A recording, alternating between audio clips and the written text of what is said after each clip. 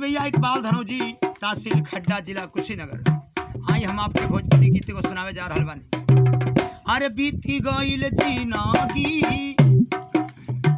दारुए के पियोते, बीती गईल जिंदगी दारुए के पियोते, बानी मुसमाती हम बलमुआ के जियोते, बानी मुसमाती हम बलमुआ के जियोते।